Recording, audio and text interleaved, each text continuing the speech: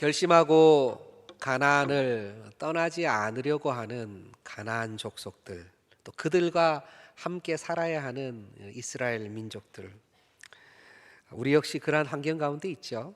이 세대가 다음 세대가 아니라 다른 세대가 되지 않기 위해서는, 그러한 환경 가운데서는 우리는 오직 말씀과 기도로 나아갈 수밖에 없음을 지난 시간 나누었습니다. 정말 말씀과 기도밖에 없어요. 하나님의 말씀과 기도로 거룩하여지지 않으면 이 밤에 이 세대에, 이 환경에 우리가 어떻게 이겨 나갈 수가 없습니다. 무엇으로 이기겠습니까? 우리의 지혜로 이기겠습니까? 우리의 능으로 이기겠습니까?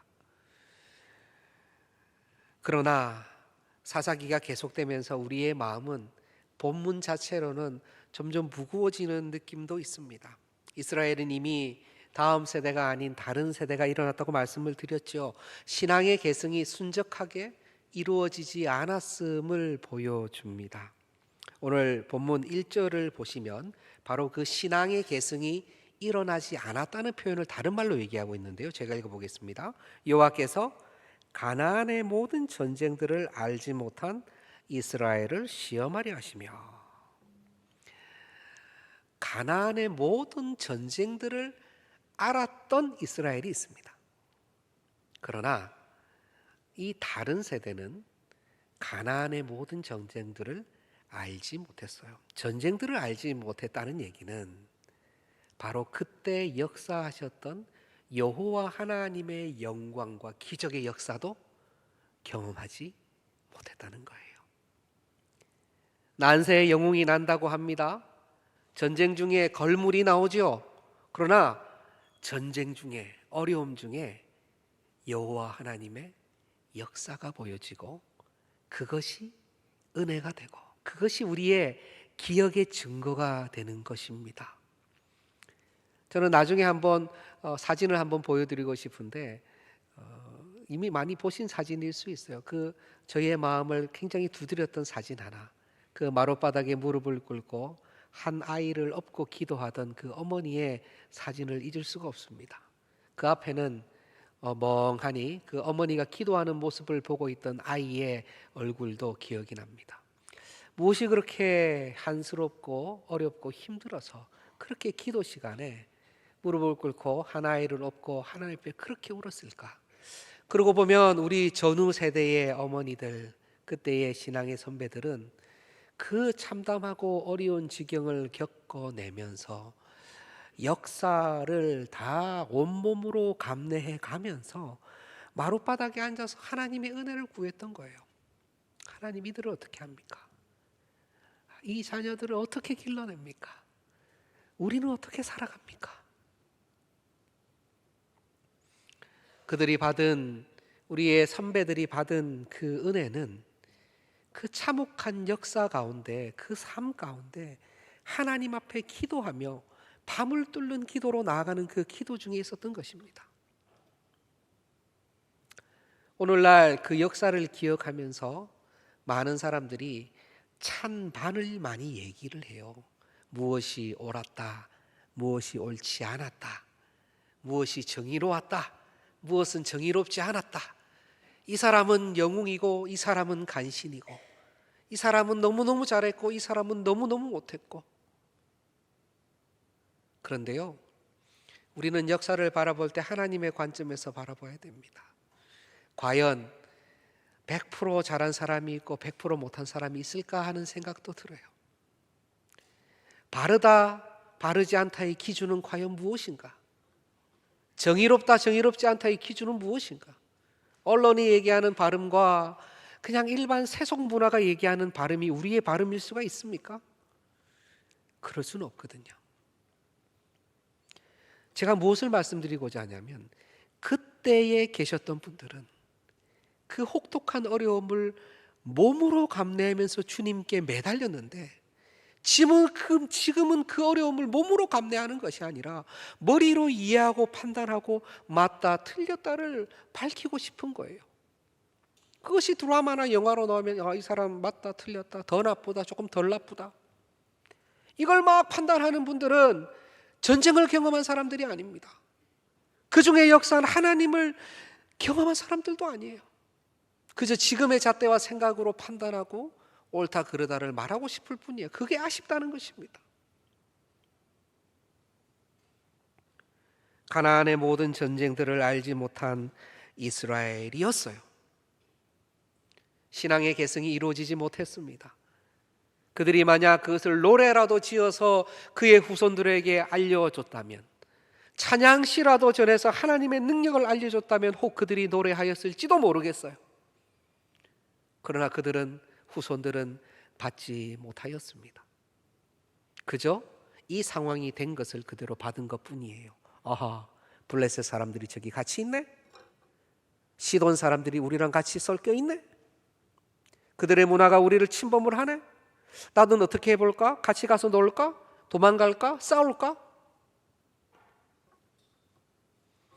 여기서 우리의 마음에 좀 걸리는 단어가 하나 더 있습니다. 바로 시험하려 하시며 할 때 이 시험이라는 단어입니다. 많이 들어서 아시겠지만 시험은 히브리어로는 나사라고 하는데 두 가지 뜻이 있다고 들으셨죠. 하나는 정말 유혹하는 것, 걸려 넘어지게 하는 것을 시험하다라고 하죠. 나를 시험하지 마라. 광야에서 예수님을 시험한 사탄은 유혹하려고 했어요. 넘어지게 하려고 하였습니다. 우리를 시험에 들게 하지 마옵시고의 이 시험은 스강달로 넘어지게 하는 거예요. 유혹에 걸리도록 하는 것이 시험하는 것입니다. 그런데 이 동일한 단어 나사의 이 시험하다에는 우리말처럼 똑같이 또 다른 시험의 의미, 뭐가 있어요? 시험은 테스트의 의미가 있죠.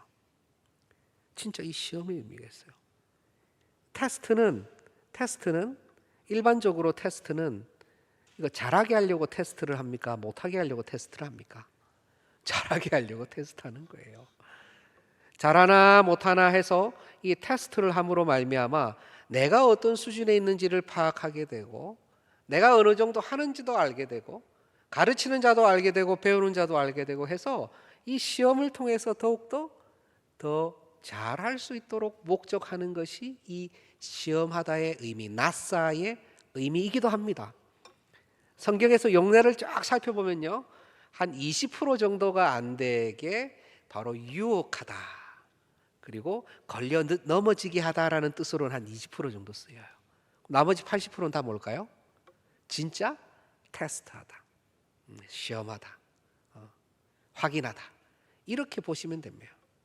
여기서 우리 여호와 하나님께서는 우리를 걸려 넘어져서 유혹해서 나쁘게 하려고 하시겠습니까? 아니면 테스트겠습니까? 그럼요. 그렇습니다.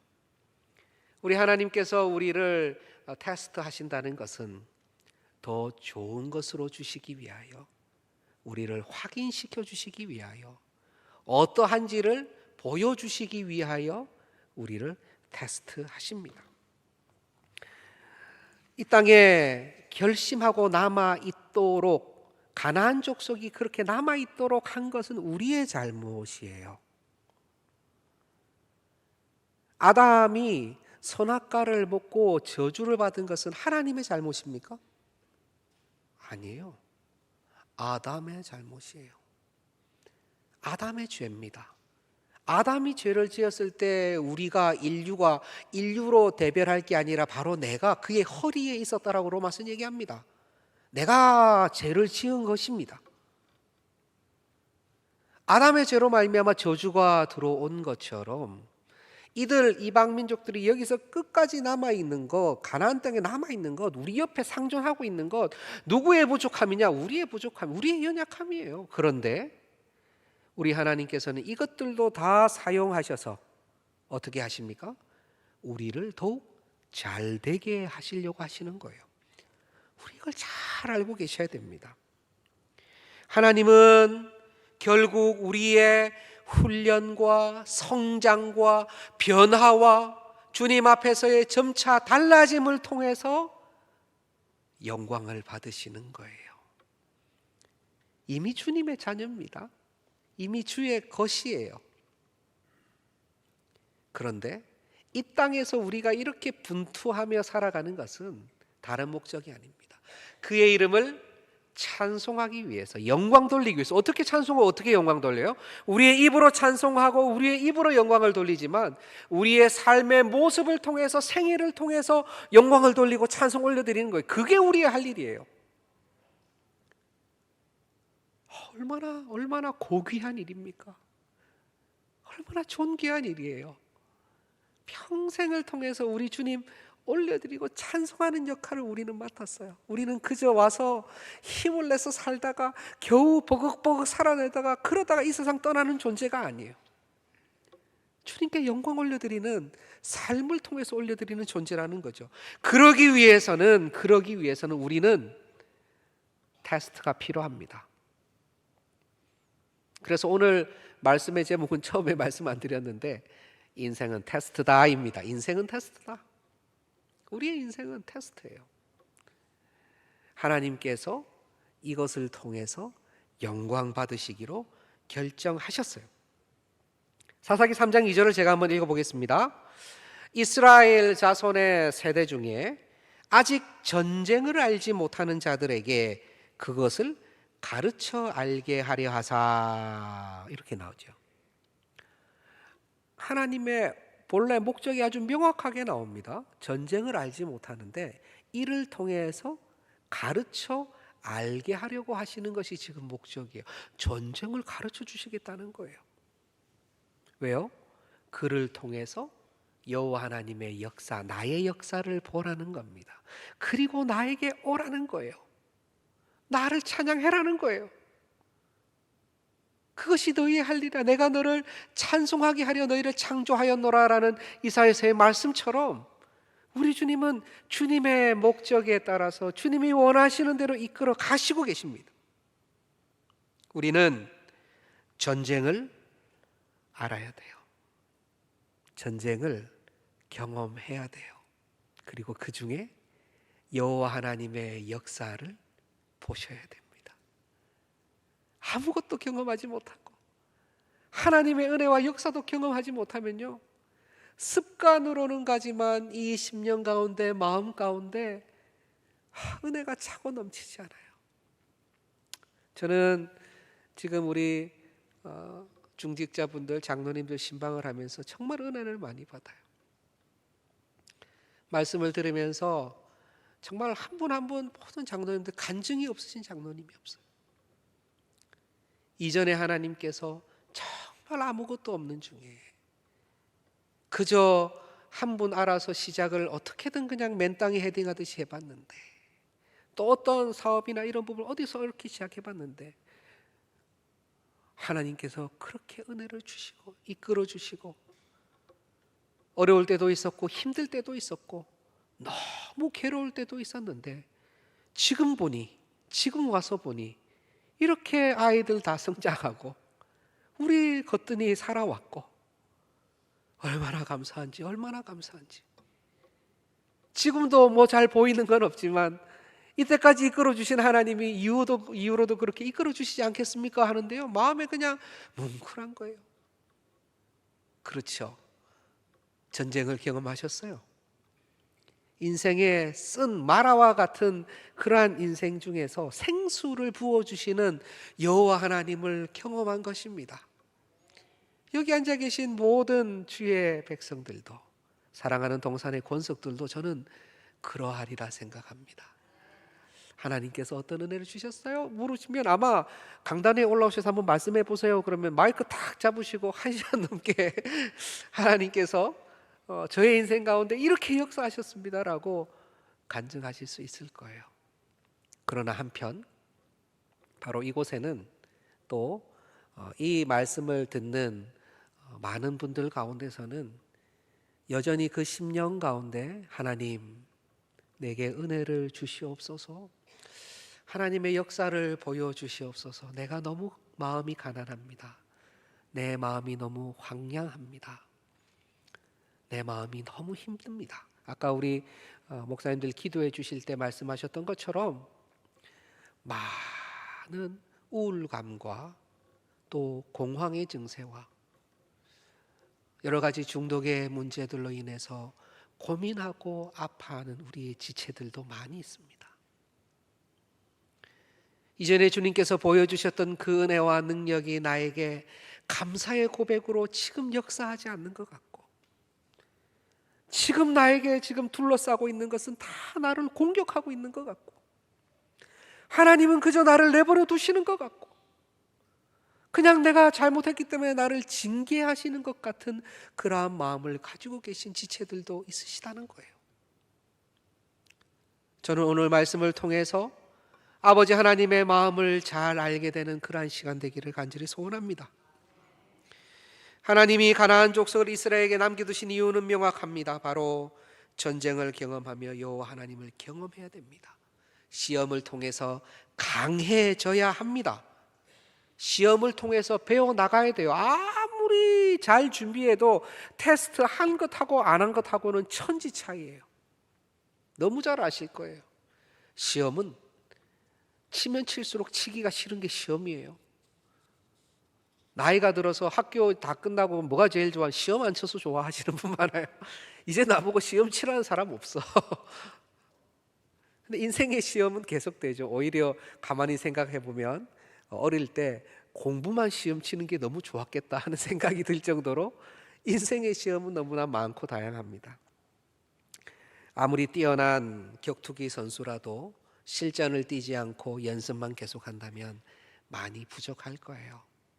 아무리 뛰어나게 공부를 열심히 해도 그가 테스트를 거치지 않으면 나의 부족함이 드러나지 않을 것입니다. 하나님께서는 테스트를 통해서 더욱 우리가 온전해지기를 원하세요. 더욱 주님 닮아가기를 원하십니다. 그래서 직접 예수님은 시험을 통과하시는 모습을 우리에게 보여주세요. 말씀으로 통과하는 모습을 보여주시잖아요. 굳이 그렇게 하지 않으셔도 되는데 예수님의 모든 행동 하나하나, 말씀 하나하나, 그 호흡까지라도 의미가 있을까요? 큰 의미가 있죠. 큰 의미가 있습니다.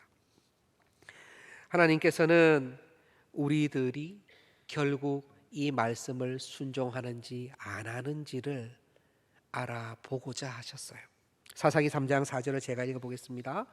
남겨두신 이 이방 민족들로 이스라엘을 시험하사 여호와께서 모세를 통하여 그들의 조상들에게 이르신 명령들을 순종하는지 알고자 하셨더라. 알고자 하셨더라. 순종하는지 알고자 하신다는 이 말씀은 관심이 있다는 얘기입니까? 없다는 얘기입니까? 관심이 없으면 왜 궁금해 하시겠어요? 그럼 알고만 알았으니까 이제 가만히 계실까요? 이제 알았어, 됐어. 그렇게 하실까요? 우리 하나님께서? 그리고 실제로 하나님께서 모르실까요? 우리 하나님께서 모르시는 게 있습니까? 이런 표현을 무엇이라 그러면 신인 동형론적 표현이 어려운 얘기를 씁니다. 우리 하나님이 마치 사람의 느낌으로 표현을 하도록 성경이 쓰는 거예요. 내 손이 여기 있어. 우리 하나님 손을 보신 적 있으십니까? 그렇지만 그 손이라는 것을 우리는 우리 사람의 손이 이런 것이니까 하나님의 손 하면 그럴 수 있겠다라는 생각을 우리가 하게 되죠. 너희가 어떻게 하는지 내가 알고자 한다 그러면 우리 하나님은 전능하신 분이시기 때문에 모르시는 게 없으시기 때문에 다 아시죠. 섭리적으로 다 아십니다. 그렇지만 우리에게 주신 그 역할 가운데 순종의 역사가 일어나면 칭찬하시고 순종하지 않는 역사가 일어날 때는 순종할 수 있도록 도와주심으로 말미암아 그것이 격려이든 작은 징계이든 여러 가지의 도움이든 그를 통하여 주께서는 결국 그에게 관심과 사랑과 그를 끝까지 붙잡으심으로 나가고자 이렇게 하시는 거예요.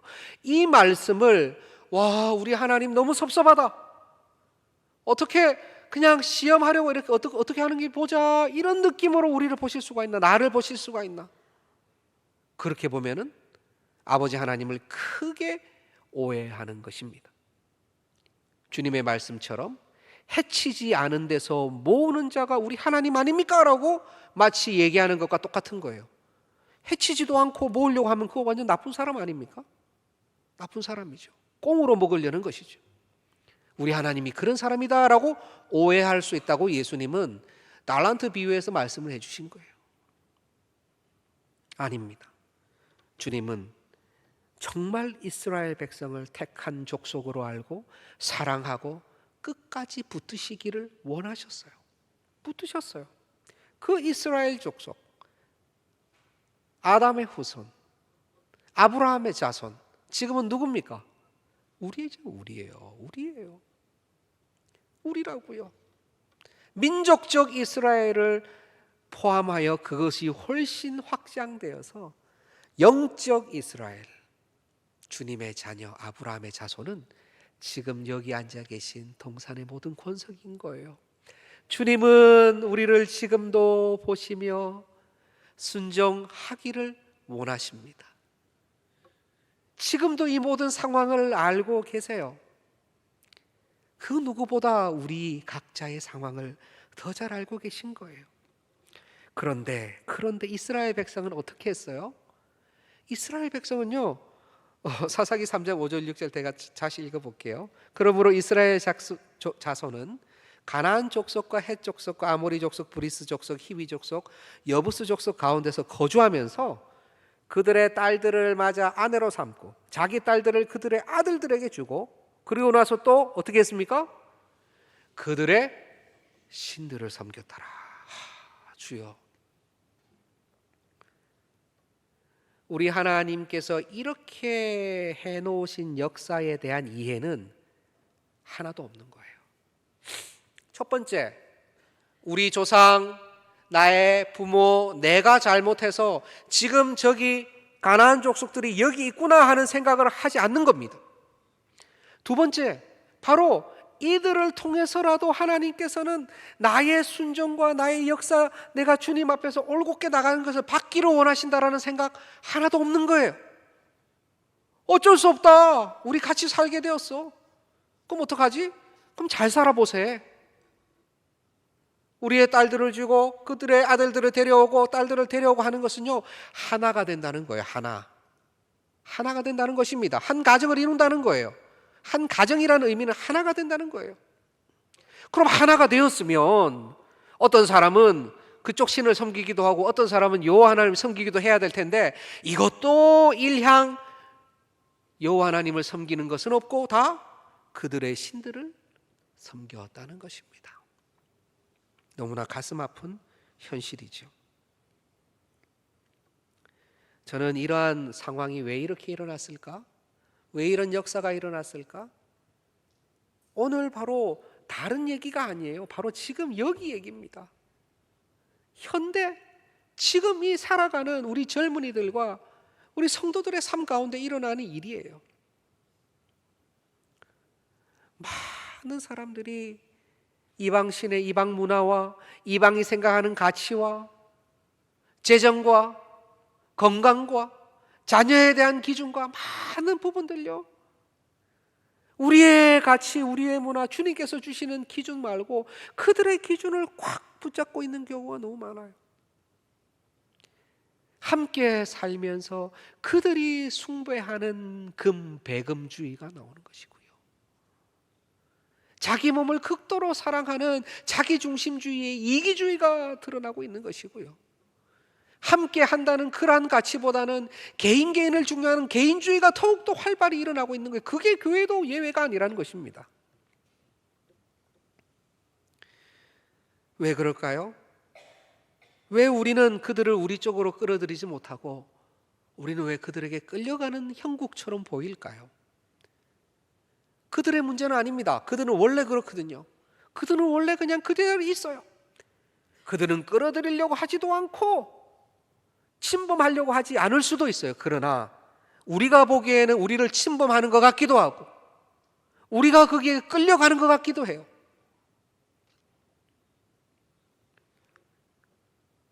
그것은 하나님 백성이 하나님에 대해서 크게 오해하고 있기 때문에 그렇습니다. 어떻게 오해하고 있습니까? 첫 번째는 하나님이 나에 대해서 무관심하시다라고 생각을 해요. 꼭 우리 주께서 사랑하시는 성도님들도 한번 체크해 보시기 바랍니다.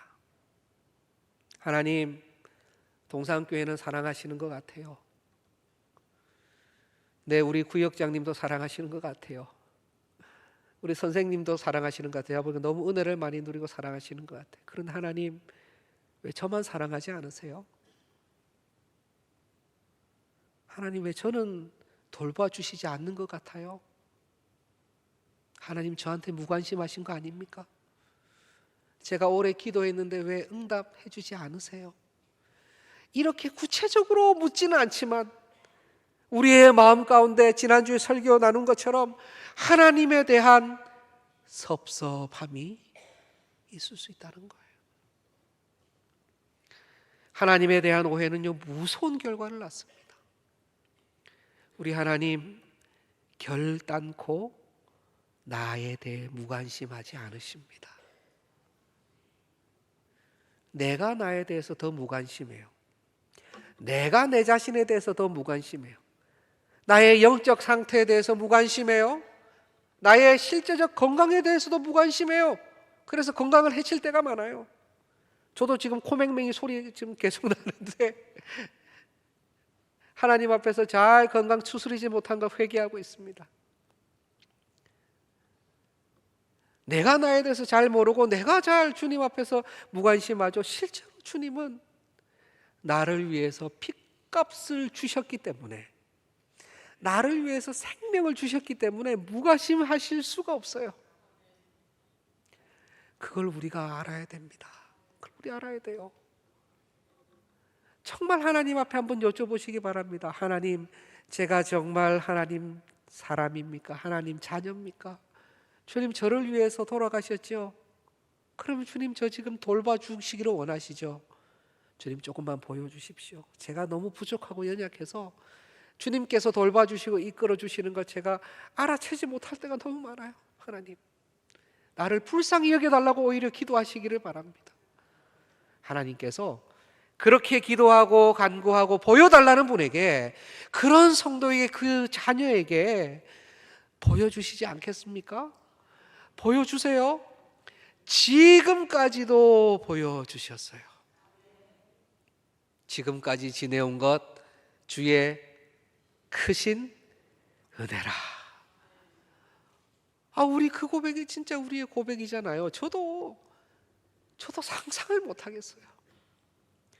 너무 힘들고 때로는 사역들 가운데 지치고, 이전 교회에서 그 이전 교회에서 섬길 때 너무 많은 사역들로, 내가 목회자인지, 내가 진짜 비즈니스맨으로 제가 이렇게 돈 벌었으면 진짜 좀 많이 벌었을 것 같은데 하는 생각이 들 정도로, 그런 상황에서조차 하나님, 제가 이렇게 너무 힘든데요, 어떻게 살죠? 라고 했는데 하나님께서 은혜 주셨던 그 시간들, 방황하면서 주님께서 방황의 종지부를 찍어 주셨던 그러한 시간들, 고등학교 때 하나님에 대한 회의감, 부정감, 하나님이 계시긴 계시는데 좀 멀리서 계시구나, 나를 조금 관찰자적 입장에서 보고 계시는구나.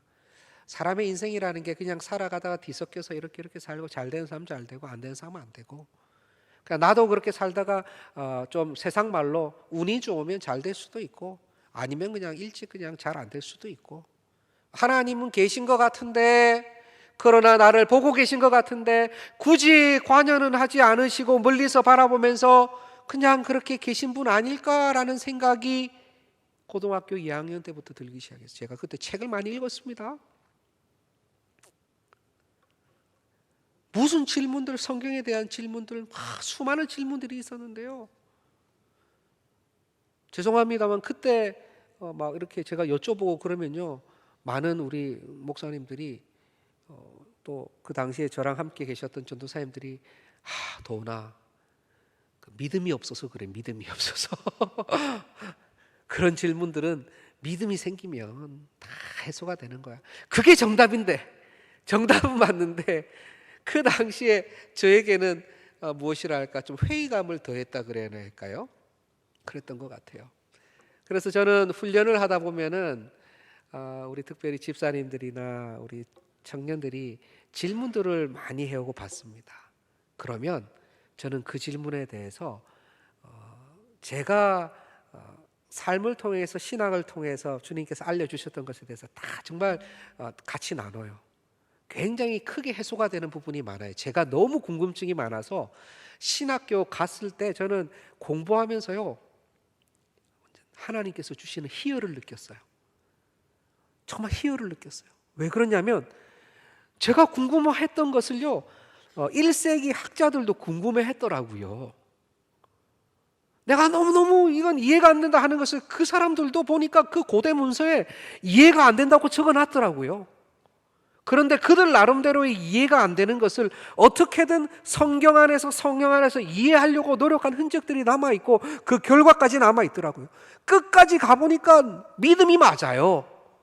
끝까지 가보면요, 마지막엔 믿음이에요. 그건 또 하나님 주셔야 되는 거예요. 그러나 그 과정에 수많은 시도들과 고민들이 풍성하게 있었다는 것, 그것이 저에게 얼마나 큰 위로가 되고 희열이 되었는지 몰라요. 그래서 훈련하고 같이 일을 나누는 과정에서는 그 과정을 충분히 가지는 거예요.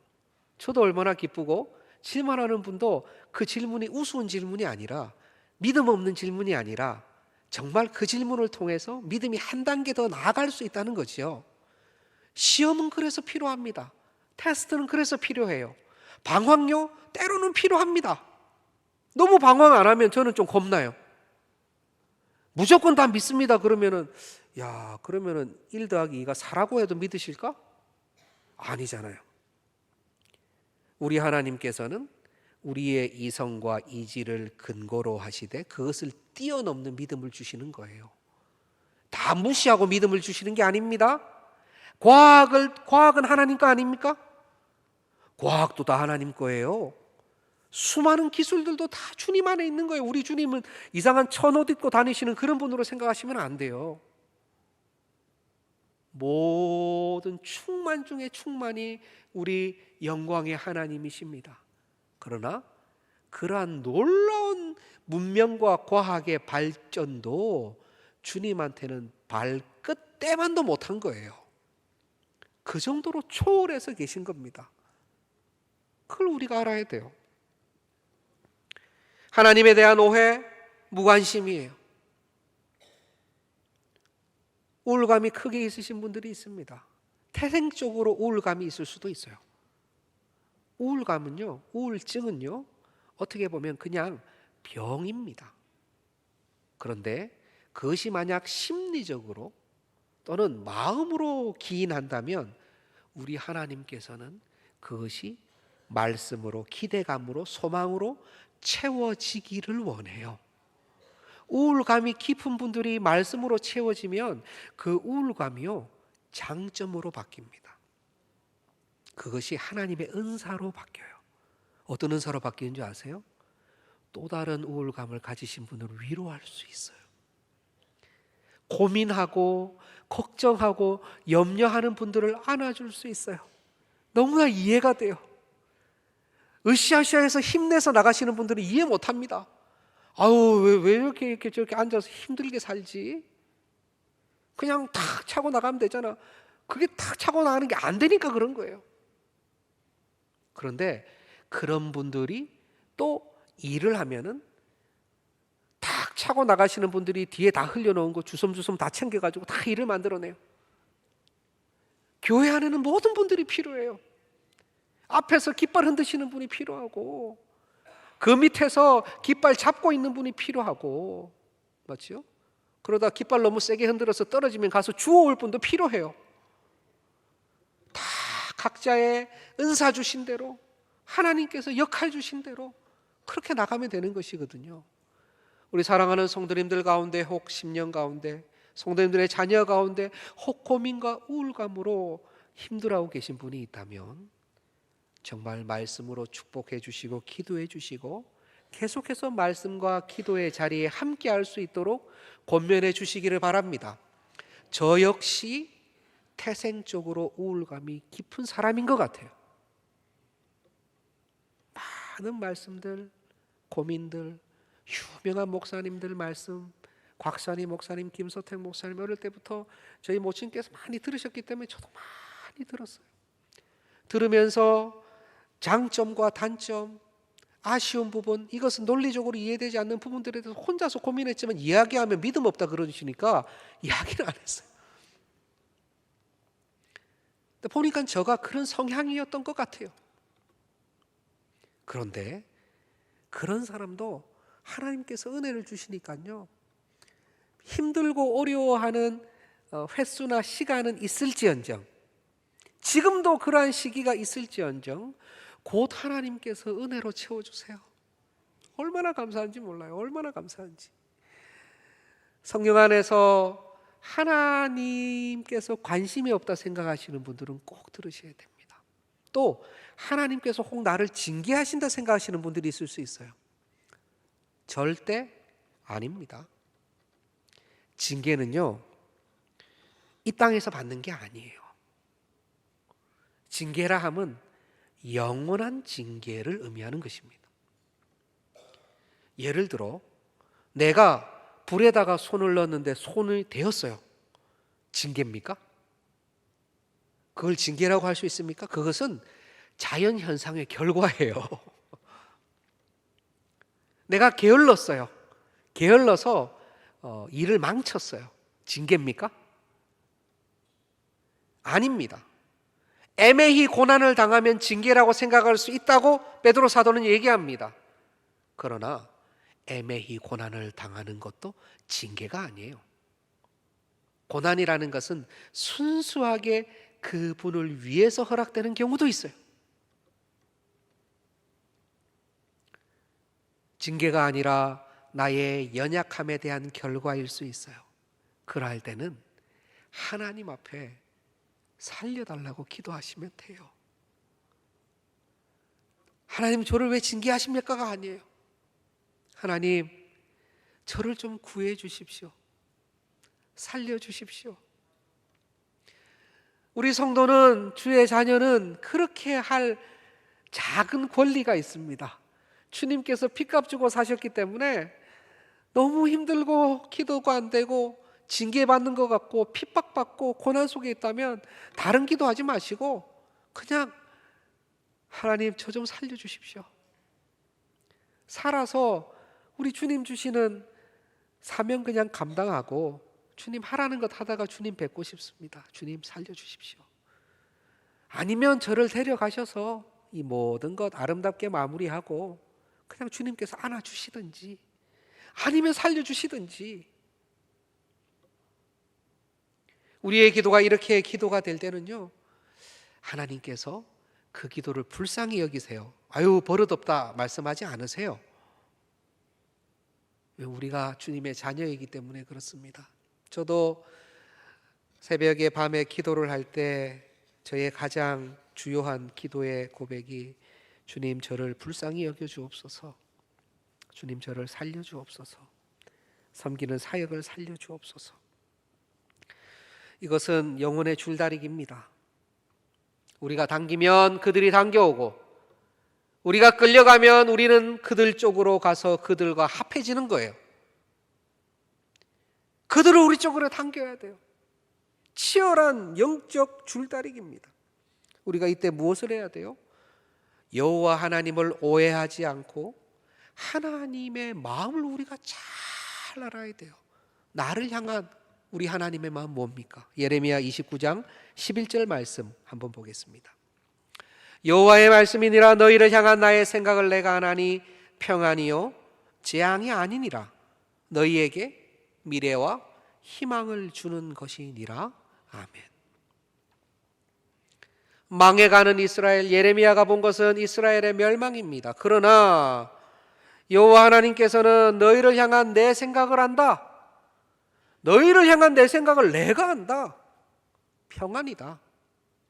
지금 망해가는데요. 재앙 아니야? 지금 폭삭 망했는데요. 미래와 희망을 주는 것이다. 우리 주님 지금 말씀하세요. 사랑하는 동산의 권속들에게 너를 향한 나의 생각은 평안이다. 미래와 희망을 주는 것이다. 저는 이 말씀을 붙듭니다. 우리 동산이 붙들기를 원합니다. 동산의 권속들이 붙으시기를 바랍니다. 여호와 하나님의 마음을 분명히 아셔야 돼요. 지금의 상황, 지금 블레셋이 우리와 상존하고 있고, 지금 줄다리기 하고 있고, 나를 시험하는 것 같고 나를 괴롭게 하는 것 같은 이 상황에 하나님께서 우리를 향한 진짜 마음은 평안이에요. 미래와 희망을 주는 것이에요. 마태복음 13장 27절 30절 말씀 제가 한번 보겠습니다. 우리 가라지 비유예요. 집주인의 종들이 와서 말하되 주여 밭에 좋은 씨 뿌리지 않았습니까? 그런데 가라지가 어디서 생겼습니까? 주인이 이르되 원수가 이렇게 했구나. 종들이 말하되 그러면 우리가 가서 이것을 뽑기를 원하시나이까? 주인이 이르되 가만두라. 가라지를 뽑다가 곡식까지 뽑을까 염려하노라. 둘 다 추수 때까지 함께 자라게 두라. 추수 때에 내가 추수꾼들에게 말하기를 가라지는 먼저 거두어 불사르게 단으로 묶고 곡식은 모아 내 곡간에 넣으라 하리라. 아멘. 가라지를 뽑다가 곡식까지 뽑을까 염려할 정도로 주님께서 무능하신 게 아니에요. 이 비유는 주님의 무능을 얘기하시는 게 아닙니다. 가라지가 항상 있다는 거예요. 우리 옆에 있다는 거예요. 원수가 뿌렸다는 거예요. 그 원수가 뿌린 건 우리의 잘못 때문에 제가 뿌렸다 그랬죠. 가라지는 있어요. 종말까지 같이 갈 거예요. 가라지는 곡식의 영양분까지 더 뺏어 먹으려고 해요. 더 높이 자랍니다. 어떻게 할 겁니까? 우리는 지금 영적 가나안 족속들과 함께 살고 있어요. 가라지들과 함께 있어요. 그들은요 우아하고 멋지고요 쿨하고 정말 아름답습니다. 이곳에서 우리는 영적 줄다리기를 하고 영적 전투를 하면서 그들과 함께 살아가야 돼요. 때로는 함께 프로젝트를 진행하고 함께 직장에 있고 함께 먹고 마셔야 되고 때로는 우리의 가족이 그들일 때도 있어요. 어떻게 해야 되나요? 당겨오셔야 돼요. 영적 줄다리기를 통해서요 내 쪽으로 당겨오셔야 돼요. 어떻게든 기도하면서 지혜 달라고 하시면서 함께 하지만 구분되셔야 되는 것입니다. 함께 일하지만 구별도 되셔야 돼요. 큰 은혜를 많이 누렸습니다. 그 고백들로 말미암아 함께 하지만 구분되는 고백들, 함께 하고 있지만 구별되는 행동들로 말미암아 저는 그렇게 서는 그리스도인들 일터에서 회사에서 가정에서 너무너무 귀하게 함께 하지만 그리스도인의 자존감과 그 이름을 내세우는 분들을 보고 너무 큰 은혜를 누렸어요. 영적 전투에서 반드시 승리하시는 저와 여러분 되기를 소원합니다. 저는 이것이 우리에게 어려움이 아니에요. 하나님께서는 지금 두 발을 딛고 살고 있는 우리가 하나님의 말씀을 순종하는지를 보고 계십니다. 나쁜 뜻의 시험을 하려는 것이 아니라 이것을 통해서 영광 받으시기를 소원하면서 성령께서는 힘주시기를 대기하면서 부르짖기를 기대하면서 제발 나만 찾아라 내가 도와줄게라고 하시면서 지금 우리를 돕고자 하십니다. 여러분은 이길 수 있고 또 이기셔야 합니다. 요한복음 16장 33절을 마지막으로 보겠습니다. 우리 함께 읽겠습니다. 이것을 너희에게 이르는 것은 너희로 내 안에서 평안을 누리게 하려 함이라. 세상에서는 너희가 환난을 당하나 담대하라 내가 세상을 이겨노라. 아멘. 환난이 있습니까 없습니까? 있습니다. 인정합시다. 있습니다. 그러나 담대하라. 담대하라. 우리 주님께서는요 우리에게 담대하라고 말씀하세요. 너무나 연약하고 부족한 우리에게, 떨고 있는 우리에게 담대해라. 나의 자녀에 담대해라. 왜? 내가 세상을 이겼어. 내가 세상을 이겼어. 너는 나의 자녀이기 때문에 담대해라. 내가 너를 떠나지 않기 때문에 담대해라. 담대하시기 바랍니다. 염려하지 마시기 바랍니다. 그냥 한 걸음 내디뎌 보시기 바랍니다. 우리 주님께서 생명을 주고 보여주신 그 사랑을 의심치 말고 붙드시면서 영적 전투에서 영적 줄다리기에서 끌어오시는 저와 여러분 되시기를 간절히 소원합니다.